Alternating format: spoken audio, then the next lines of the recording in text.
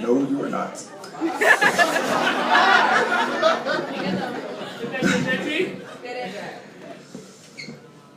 Alright. I hit niggas with the 3rd degree, like they holding roaches. Count your supply, I multiply, like it's mitosis.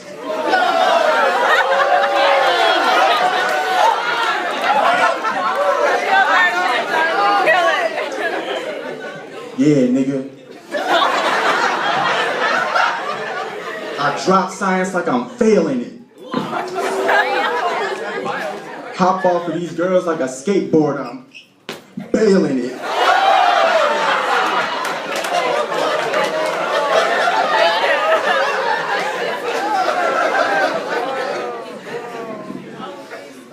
Fee-fi-fo-fo, my dick is full of all the cum.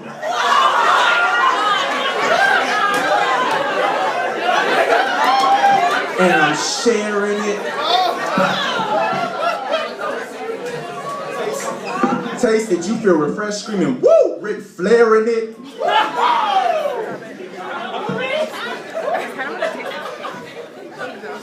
I am trying my hardest to keep the straightest face. Okay.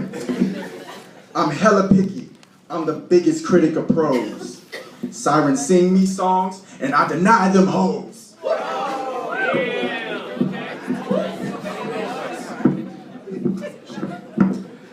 I'm super duper uber type, like your girlfriend.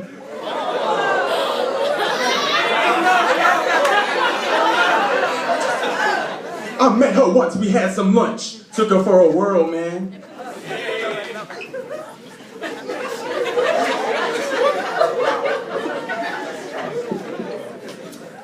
I'm like crack, I gave one tap and it's a rap like turban. You lied about that mouth, she lived to serve, man.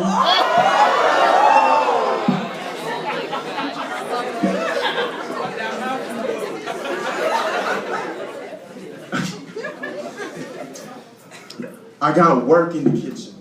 I'm about to cook a meal. I got the burner and the chopper. Don't make me cook a meal. Yeah, they call me Master Chef. I go, whoop, swag, and that's your death.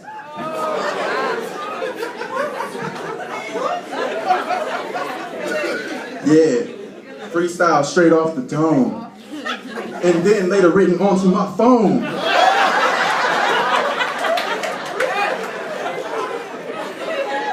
But I'm still hard and raw, like frozen meat. And then I thaw out once I spit that heat.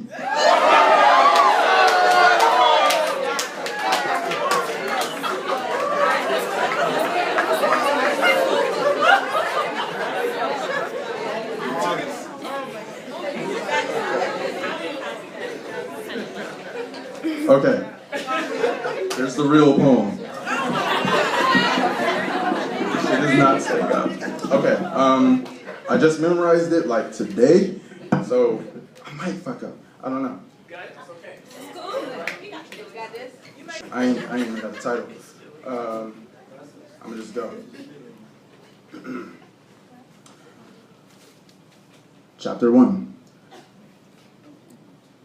You used to be my favorite flavor. I would spend the day thinking about having your essence in my mouth. But now all I taste is your bitterness and salt. Every time we made love, you would steal shards of me and hide them under your fingernails and in your teeth. And I didn't mind at first because you did it for the same reason I wanted to savor you. But now there are whole parts of me missing, and yet you wonder why I'm a different person now.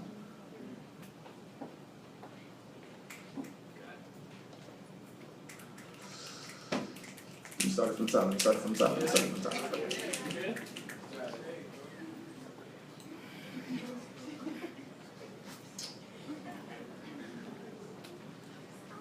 For sure. Okay. All right. You used to be my favorite flavor. I would spend the day thinking about having your essence in my mouth.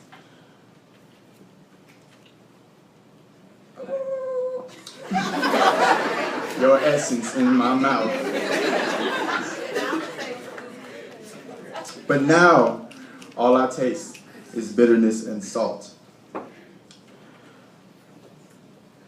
Every time we made love, you would steal shards of me and hide them under your fingernails and in your teeth. And at first I didn't mind because you did it for the same reason I wanted to savor you, but now there are whole pieces of me missing, and yet you wonder why I'm a different person now. Which is strange because all I ever gave you was all of myself, even when I didn't want to. I tried to hide my demons from your sight, but you were still able to find them, and even though I gained fright, you cradled them in your arms and sang them lullabies and told me that everything was going to be all right. All right, but now it's all bad. All right, but shit came out of left field and hit the fan. And after disaster struck, you were done. You left in a hurry if you didn't run. And it killed me when you told me you didn't care about my life. It actually killed me, but I would have died 99 more times if I knew you would cry at the 100th funeral. You should know that I just wanted to know that I mattered. Part A.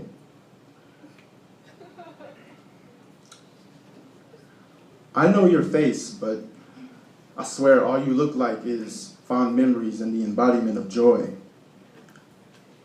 And I know your name, but I swear I think it's Angel because I see wings whenever you turn your back or I stand behind. I swear you look divine. When the wind kisses your hair or the sun left little pecks, yes, freckles are a weakness of mine. Every time I look at you, I think about what I'd do if I had an empty room and a spare moment or two to take. If you draped your legs across my face, I could take you to a place so peaceful even God would fall asleep there. If you bear yourself unto me, I know normally you like to stay protected, but if you let me, I would peel every layer of cool, calm, collect until all that is left is a wet, shaken mess. Scratch and dig through my flesh while I feel all of your grip, your voice wailing my name while I'm giving you this loving.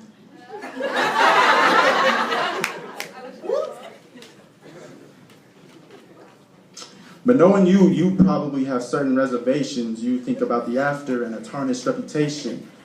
Just know that I would never think any less of you. What must I think of my own hands if you'd be tainted after I touch you?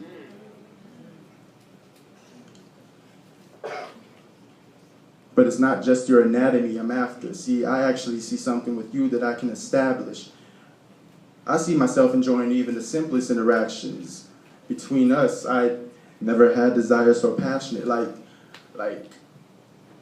I want to hear your voice until I learn every single inflection and cadence it makes.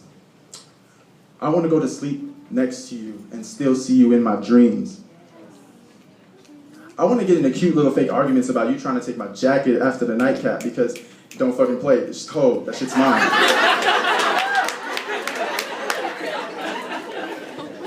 I want to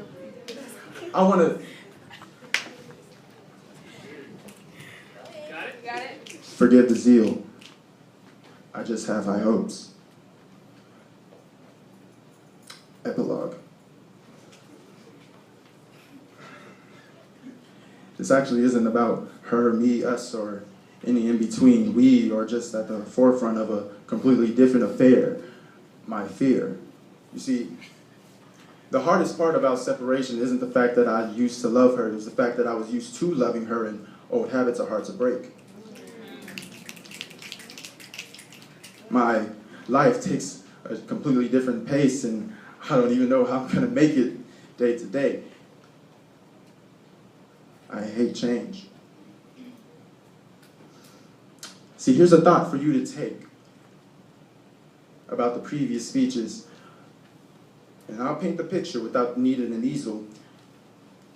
Which part was the beginning and which chapter was the sequel?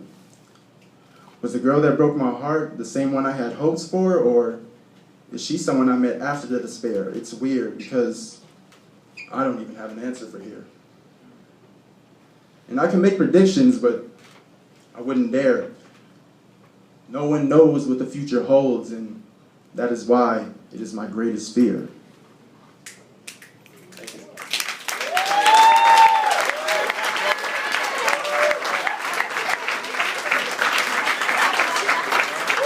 Come on, one more time, part C.